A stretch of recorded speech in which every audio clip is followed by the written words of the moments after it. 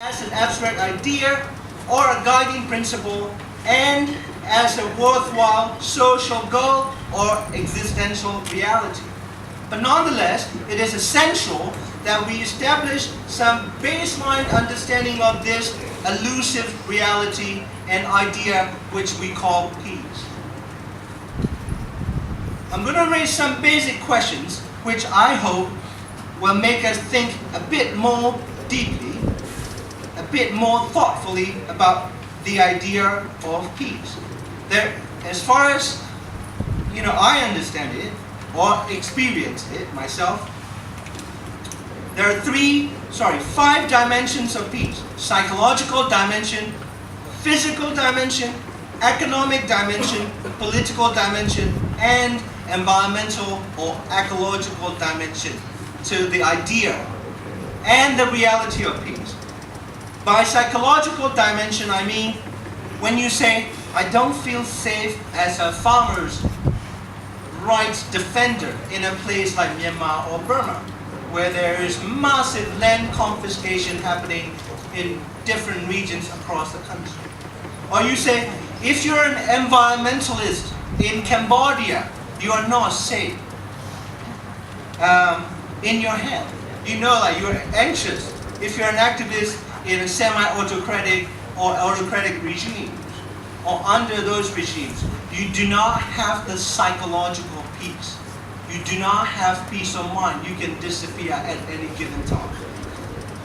Or like even in places like KL, where there are no overt oppression. You don't feel safe to do certain things in certain areas. You don't feel safe to take your iPhone out and speak on the phone and walk around. And the same can be said about Americans or British or whoever, walking down some areas of some cities. So lack of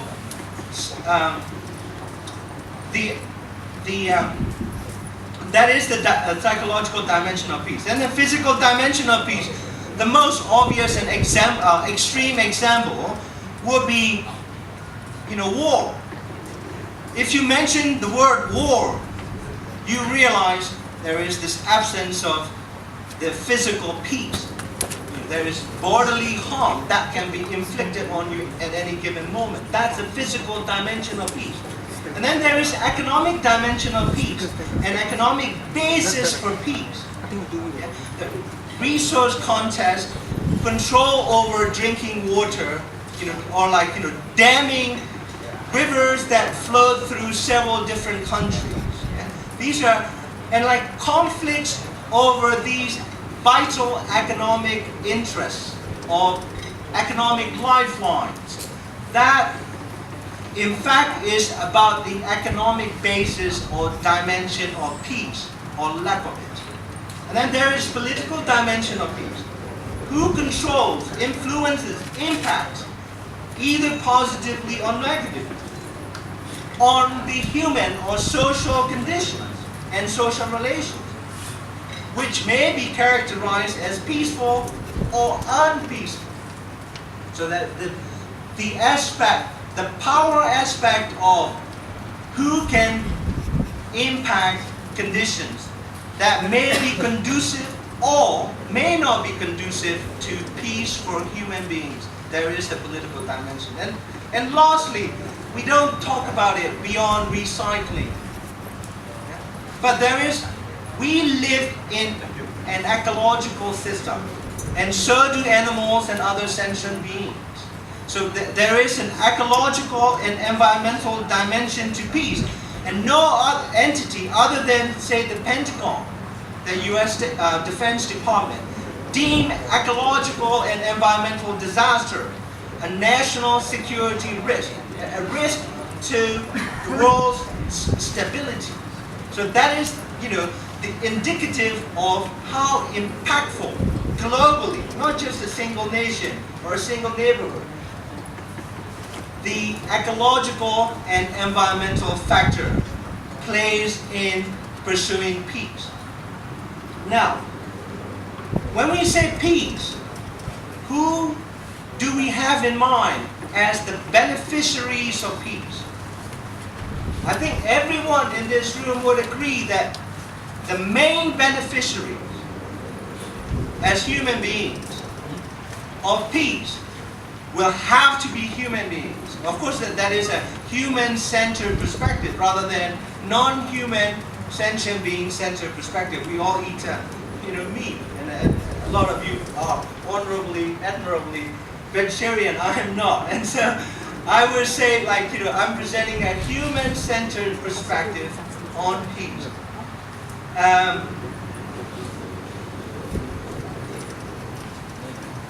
And irrespective of what faith or what race, in quotes, we belong to, we are informed by or influenced by the view that rejects both the ideas and acts of harm to other human beings. When we say peace, we need to break it down. Do we mean peace between individuals, between siblings, between husbands and wives, within a single family, or among communities? Within a class, a single class, or across classes? Within a single ethnic community, or across different ethnic communities? Is peace about within a single faith-based community, such as among Buddhists, or Christians, or interfaith peace? Within the so-called family of nations, among the farmers, workers, urban poor, people who live hand to mouth? So when we say peace, the question is, for whom? Yeah? Is it peace among the elites within a single nation state, or among the ruling classes across nations? So here I wish to bring up the idea that I think is so analytically and empirically useful. That is the idea of human security. A basic, I'm trying to shout, maybe I can.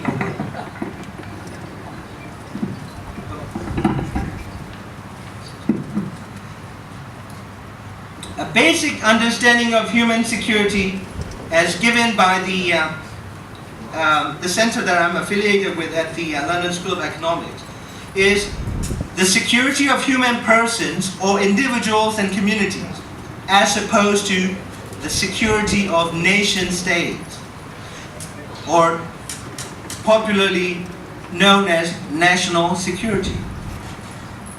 Every one of us in this room is familiar with the idea of national security, which is interlinked with the security of nations, but not many of us are familiar with the idea of human security. Every nation has a special and powerful entity which is assigned to take care of national security, and some call it homeland security. But no nation I know of has a special entity authorized to look after or to address human security or security of human beings. You don't have a ministry of human security. We have, like national intelligence agencies and, armies and police and whatnot. But their job is to look after national security, not human security. And many of us are taught to buy into the logic that national security covers security of individuals and communities. Under national security, the main beneficiaries of peace, with those 5 dimensions which I mentioned, are subsumed as far as this false logic goes. In peace times, and in countries and places ruled or governed by normal government, that is, governments which discharge their fundamental duties of addressing the human welfare and security needs of its own people. In normal times, in peace times, in these places, this logic seems to be persuasive enough, seems to be factually correct. But as soon as a nation state, a government, a regime feels threatened or feels threatened for its survival, then the idea of human security, considered or subsumed under national security, begins to split from the idea of security of the ruling classes. A classic example here would be millions of people taking to the streets, demanding certain rights or change in the government policy or government itself. Then the falsity of the logic that nation states and those who manage and control these semi-sacred entities that we call governments all of a sudden become too apparent. In other words, national security is no longer sufficient to deal with the security, the need for peace of people.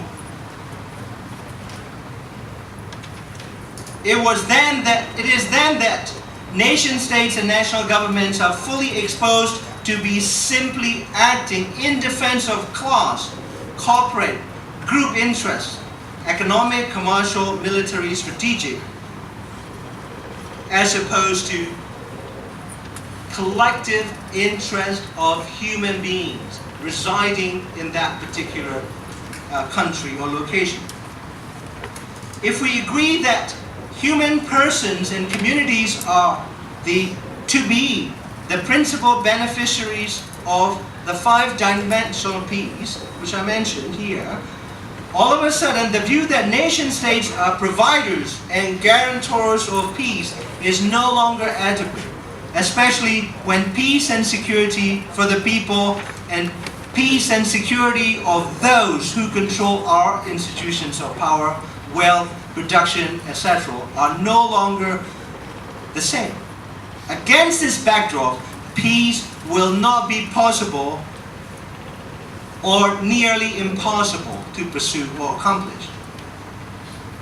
In the situation where peace and security of human persons and communities are relegated to the organizational or institutional interests and goals of the ruling classes or those in charge of our national and global institutions, peace for certain human persons or communities is no longer possible.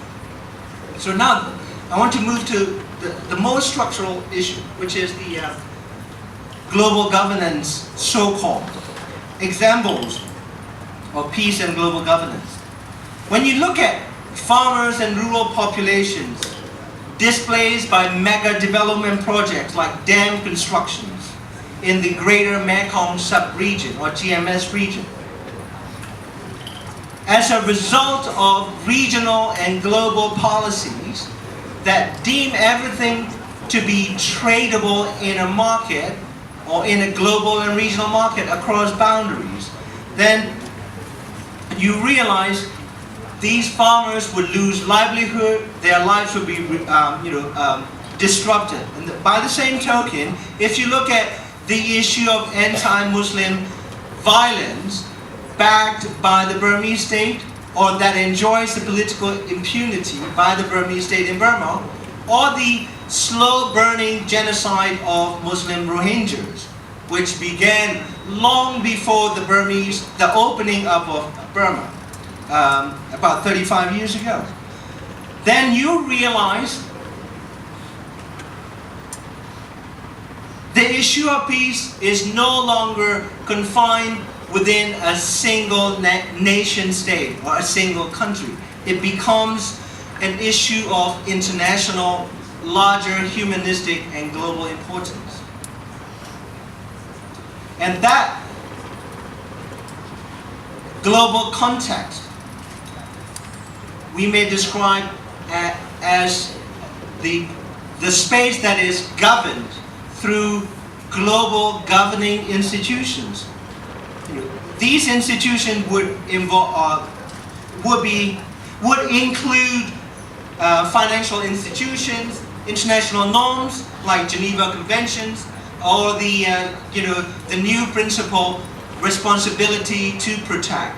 That is the principle that can allow external players and other outsiders to intervene in a national situation where the national government there has failed to discharge its responsibility to look after its citizens. Then this principle may be activated, responsibility to protect. It's a global humanistic principle. It has never been used.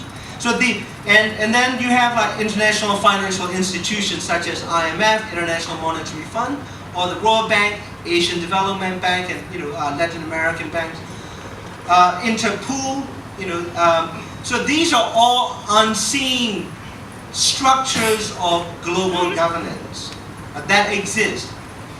And but the problem is this: beyond the rhetoric of a rule-based, norm-based, human rights governed world order, beyond the empty words, we do not live in a world that is governed by norms, humanistic principles, or compassion, and insofar as these global institutions are concerned.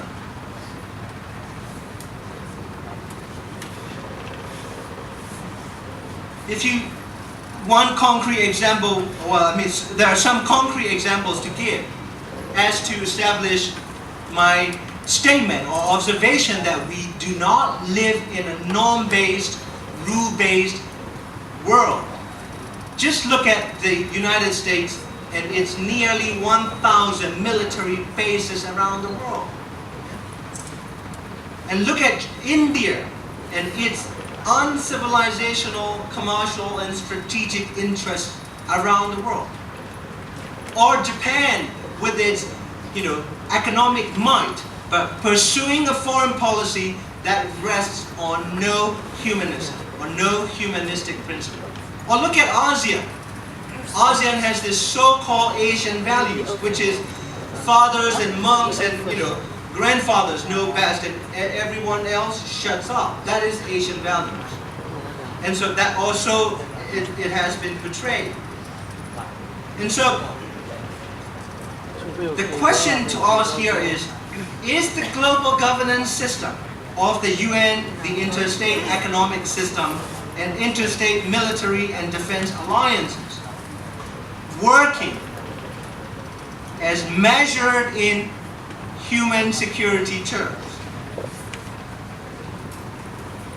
Judging from the widespread poverty, ecological and environmental degradation, wars, unending flows of refugees across the world, urban crimes, large-scale and pervasive corruption in institutions, especially like national institutions and global institutions, extremely unequal distribution of wealth, justice, and access to power. Global governance, so-called, is not working. What then explains the decaying system of international nation states, in which peace for the humans, peace for the people, is made nearly impossible. I do not say impossible, almost nearly impossible. Here I offer